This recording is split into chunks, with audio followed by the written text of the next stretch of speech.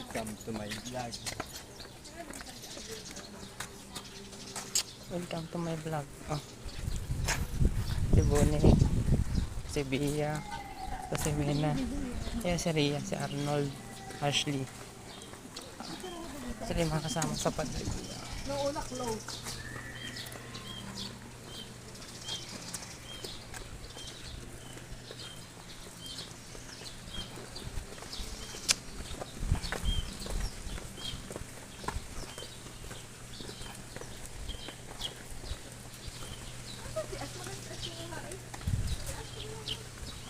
Guys, pag-ikot-ikot muna daw.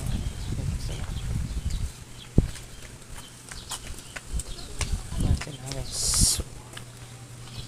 Ikot-ikot muna. Ito pala guys ay nasa Padre Pio sa San Pedro.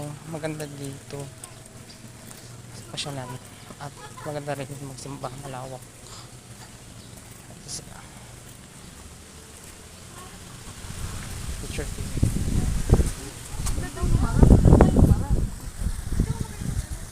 Ito pa rin baka.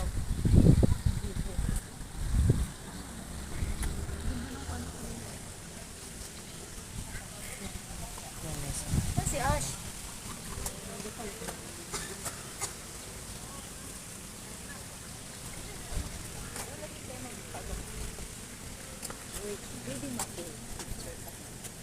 Sige. Good morning. So guys, ipapakita ko sa inyo nung niyaya ko ng isang kaibigan na pumunta daw kami ng Padre Pio. So, nung March 11 yata, galing kaming gabi nun. Dubarik na kami doon. Nagsimba.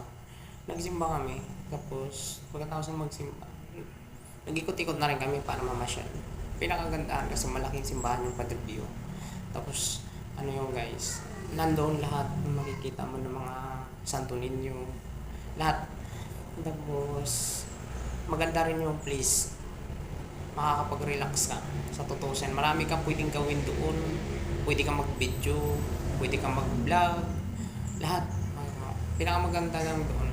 Maganda ang lugar. Sariwa yung hangin, tapos maganda ang simbahan.